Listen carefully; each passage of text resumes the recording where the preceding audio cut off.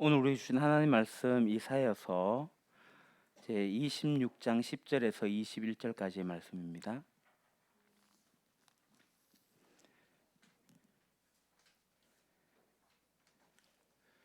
이사야서 제 20장 10절에서 21절까지의 말씀. 제가 가진 성경책은 구약 성경 995쪽에 있습니다. 성경책이 없으신 분은 앞에 화면을 보셔도 되겠습니다. 한 절씩 교독하도록 하겠습니다. 악인은 은총을 입을지라도 의를 배우지 아니하며 정직한 자의 땅에서 불의를 행하고 여호와의 위엄을 돌아보지 아니하는도다.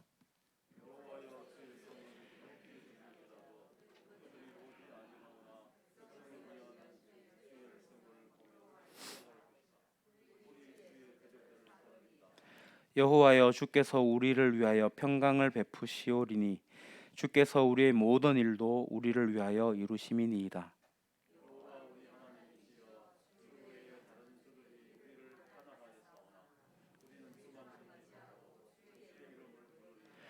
그들은 죽었은즉 다시 살지 못하겠고 사망하였은즉 일어나지 못할 것이니 이는 주께서 벌하여 그들을 멸하사 그들의 모든 기억을 없이 하셨음이니이다.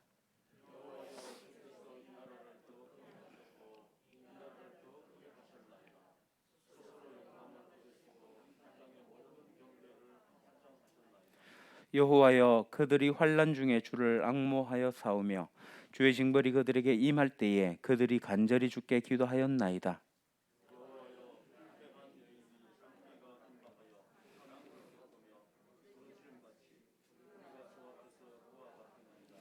우리가 잉태하고 상고를 당하였을지라도 바람을 낳는 것 같아서 땅에 구원을 베풀지 못하였고 세계 거민을 출산하지 못하였나이다.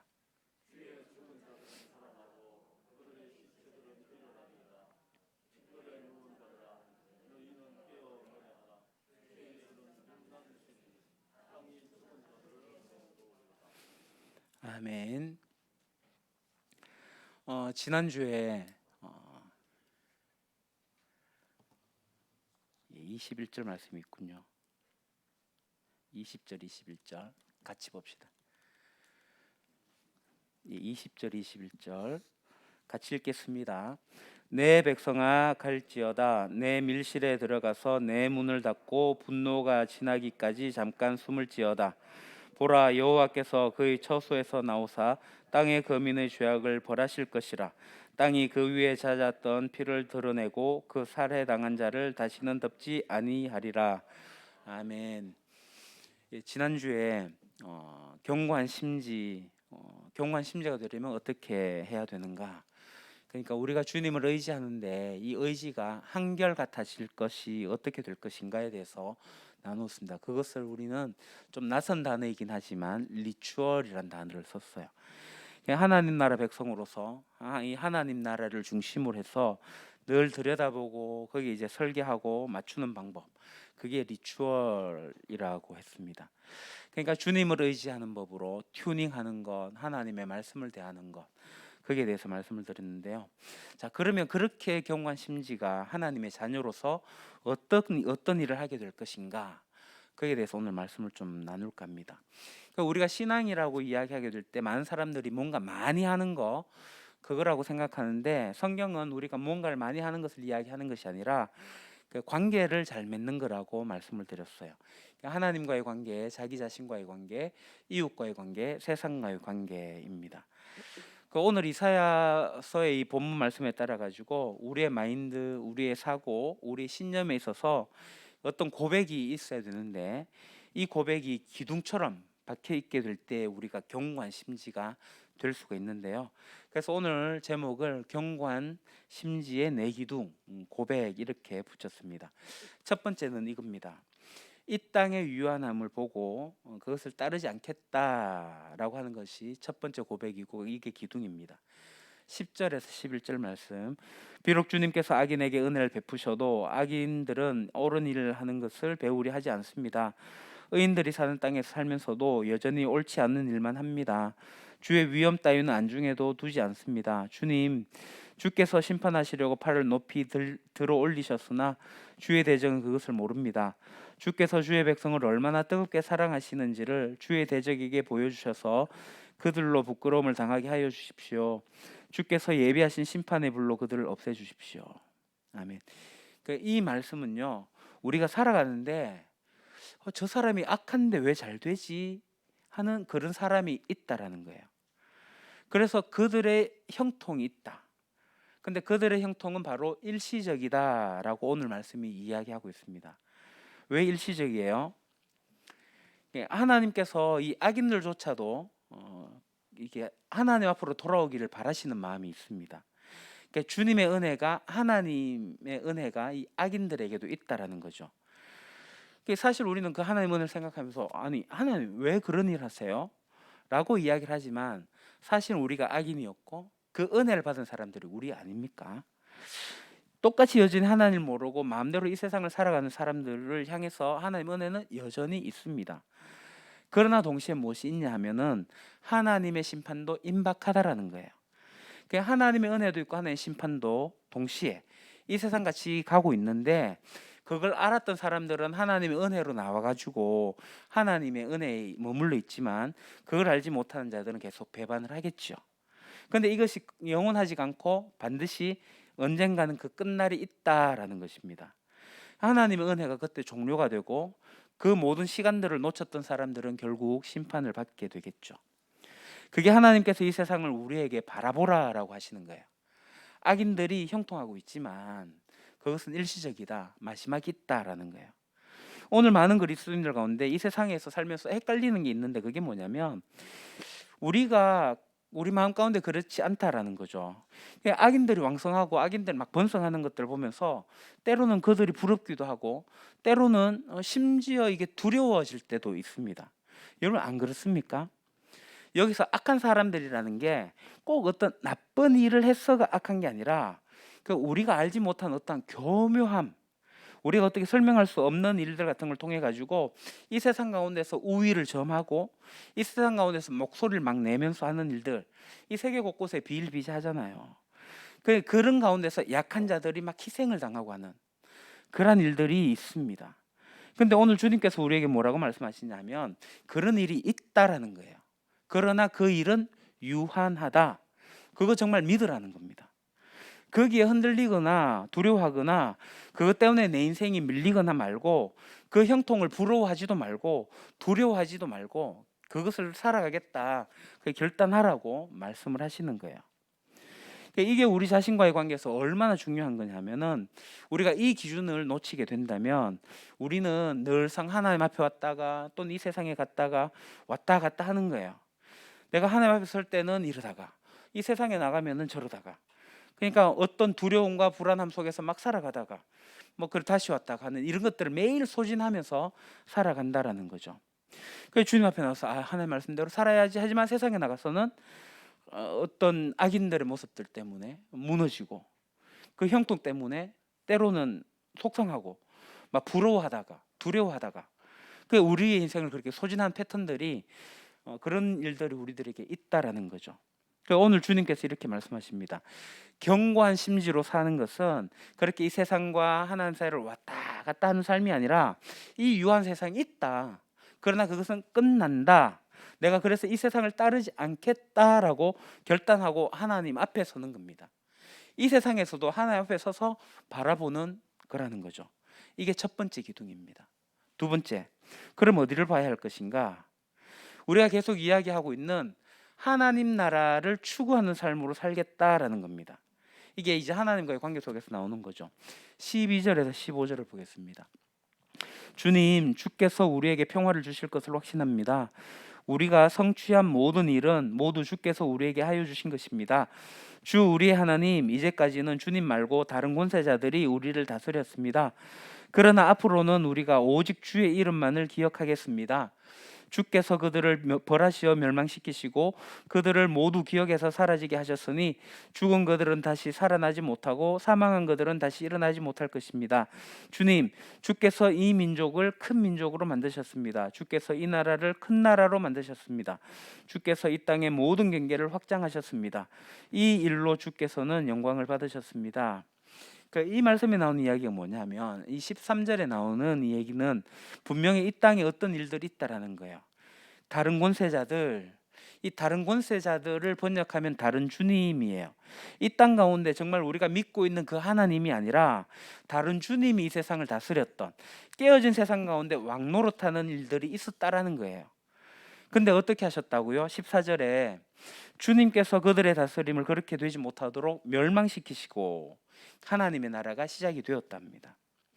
그래서 하나님 나라가 확장이 되는데 15절 말씀에 보면요, 하나님 나라 확장이 되면 그 경계가 어떻게 돼요? 확장해 나가는 거예요.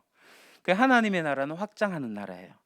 그 날의 마지막은 12절에 나오는데요, 완벽한 평화를 땅에 주신다는 겁니다. 이게 계속해서 성경을 통해 가지고 우리에게 말씀하시는 내용입니다. 우리 눈에 때로는 이 일이 희미하게 보이지만 하나님 나라가 어떻다고요?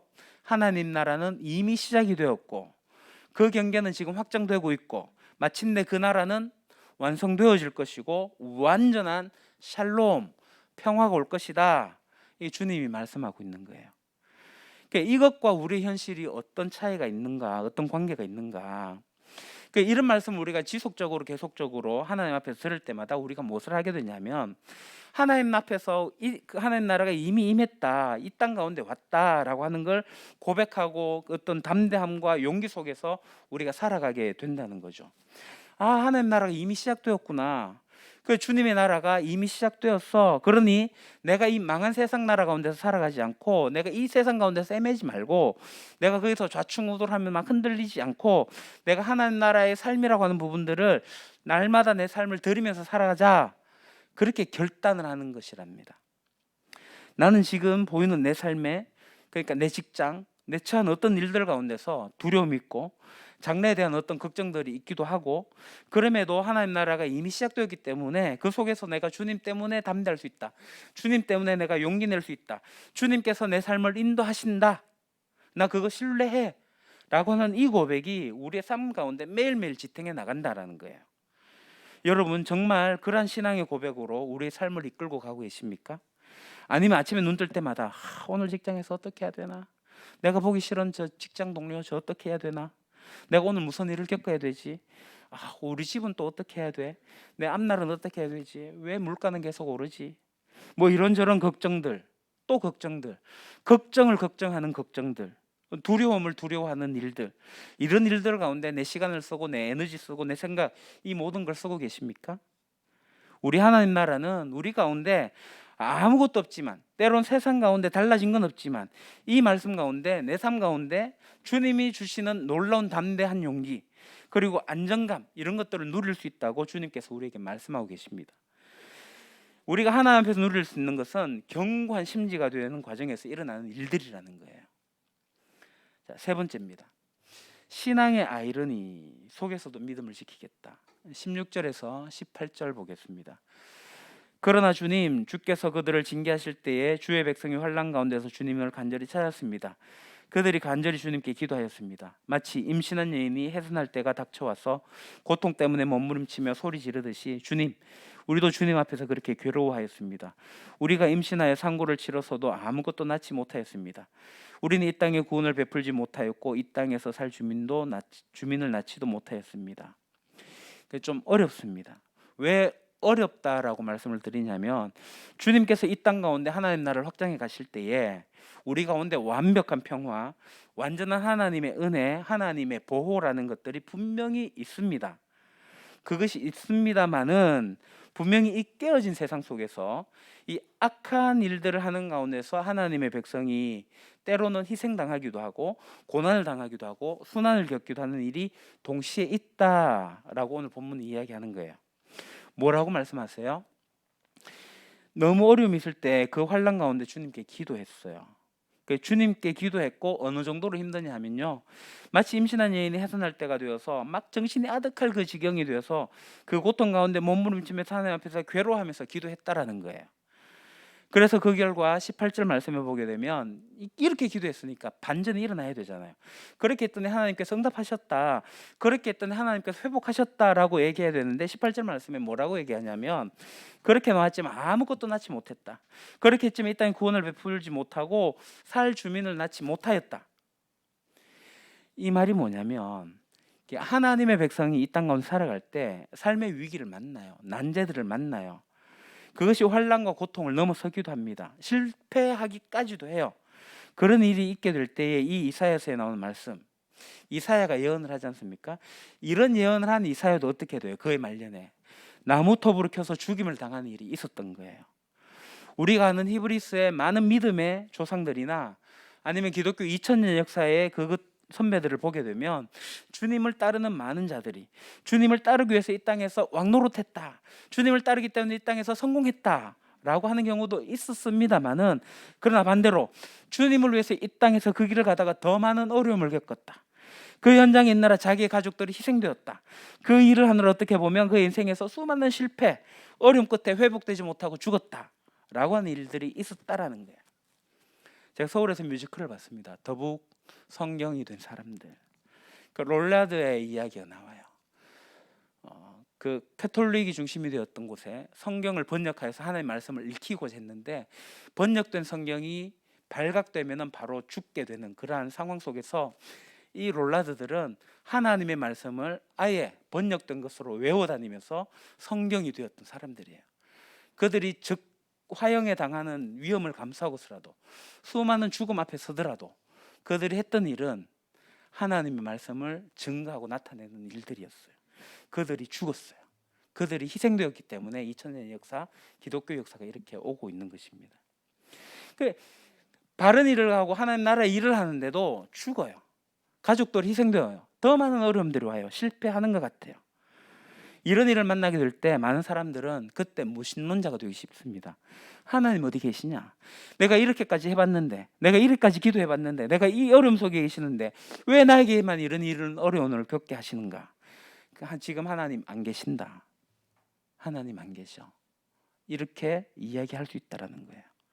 근데 오늘 말씀에 뭐라고 얘기하냐면, 그 하나님이 안 계신 것 같은, 하나님이 침묵하시는 것 같은 상황에서도 16절 말씀, 그때 기도하는 거예요. 이게 우리 신앙의 아이러니라는 겁니다.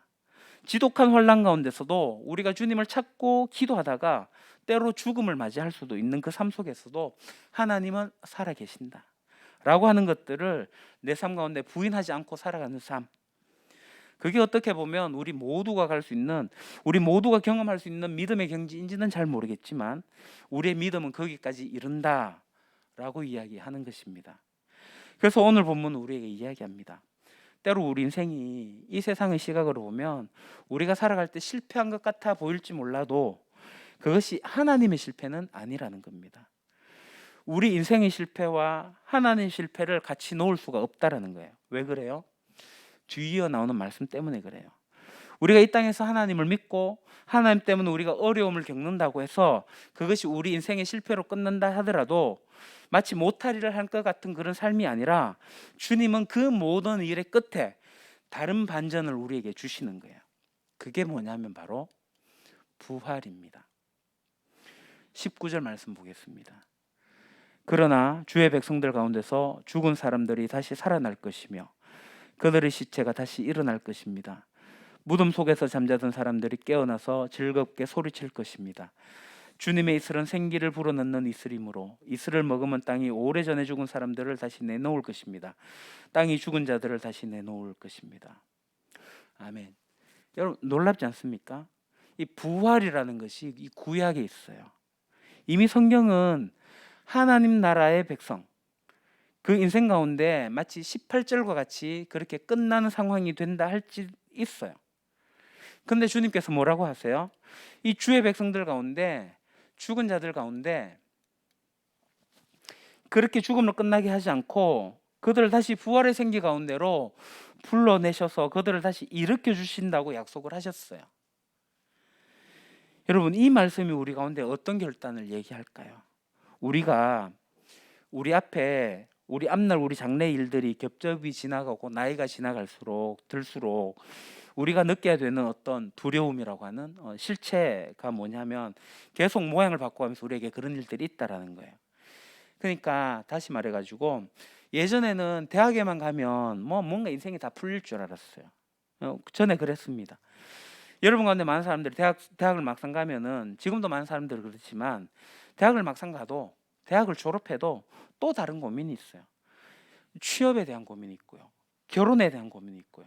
뭐 그걸 하게 되면 뭔가 좀 풀릴 줄 알았어요.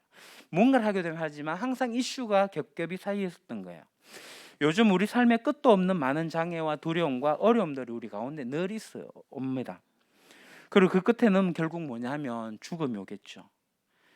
그러니까 오늘 우리 성경이 우리에게 뭐라고 말씀하시냐면, 이 부활의 소망을 가진 사람들은 우리 삶의 환난과 실패, 심지어 이 죽음조차도 하나님 앞에서 그 모든 두려움들이 줄어든다라는 거예요.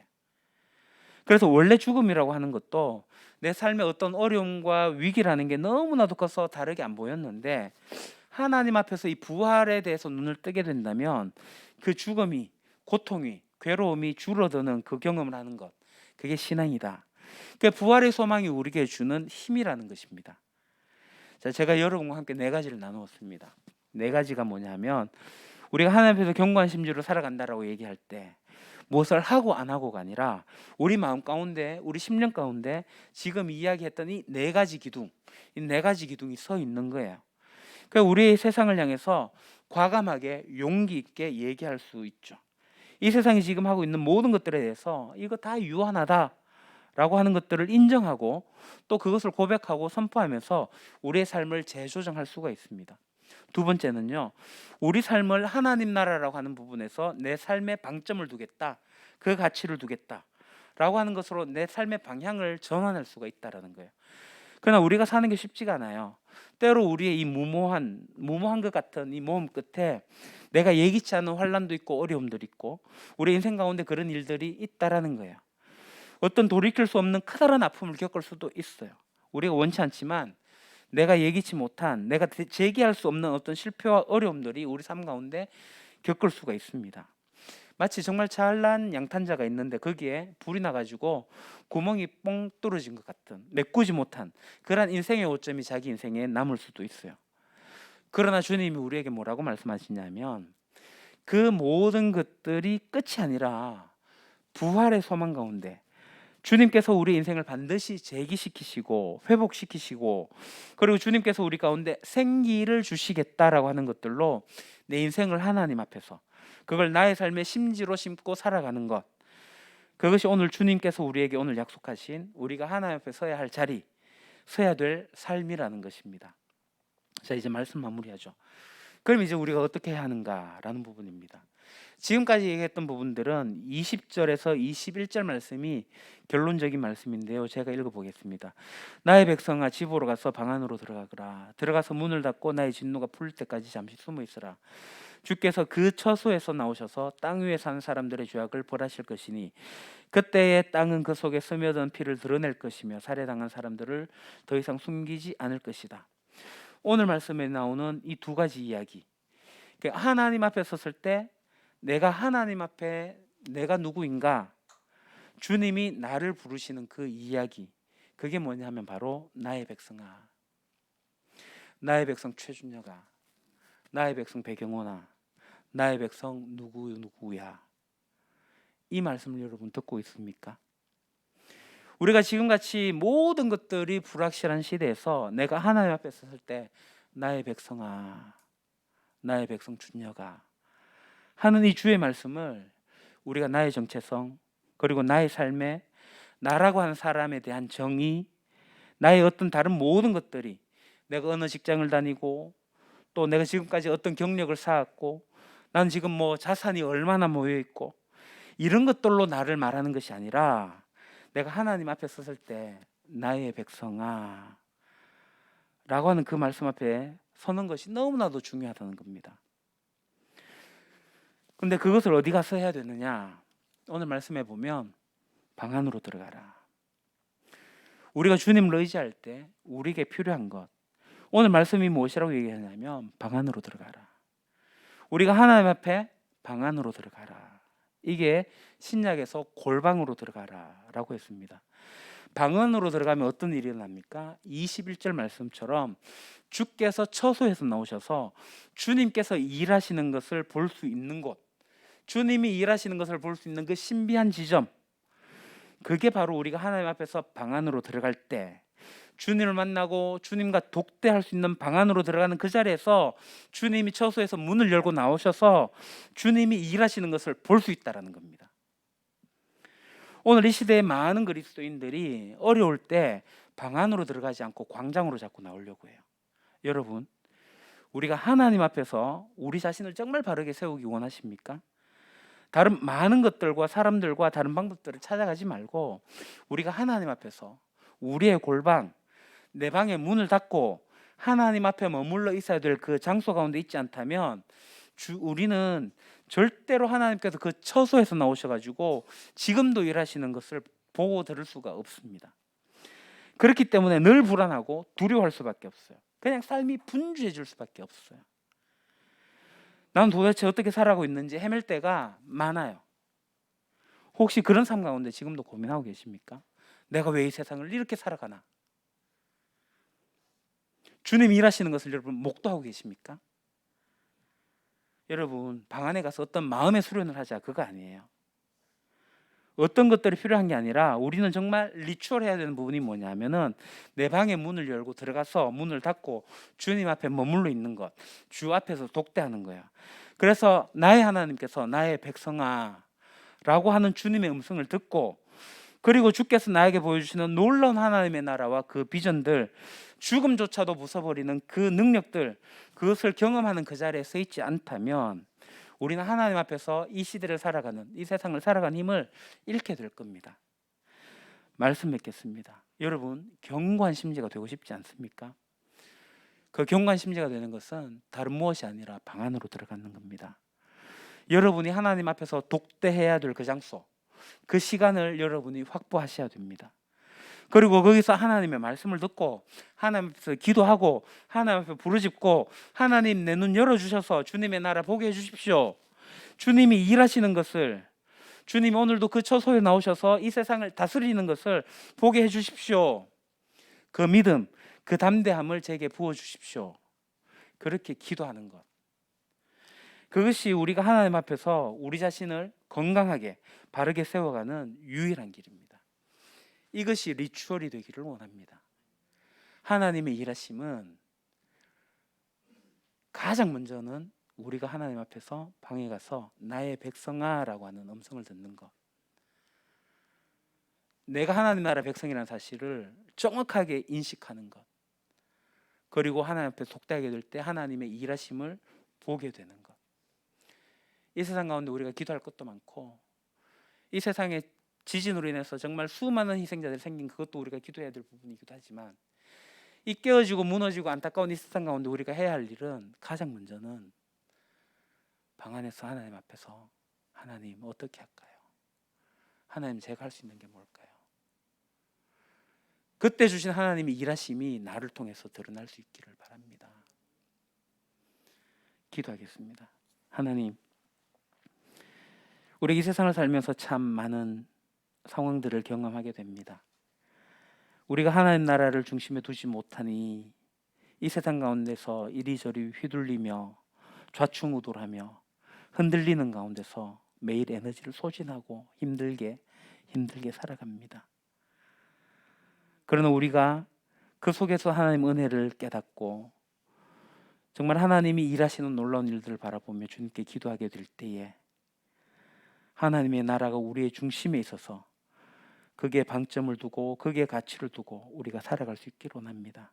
마침내 완성하실 하나님 나라, 완성되어질 그 하나님 나라를 기다리며 영원한 하나님 나라의 백성으로서 이 땅 가운데 살아가는 용기와 지혜와 힘을 다해 주십시오.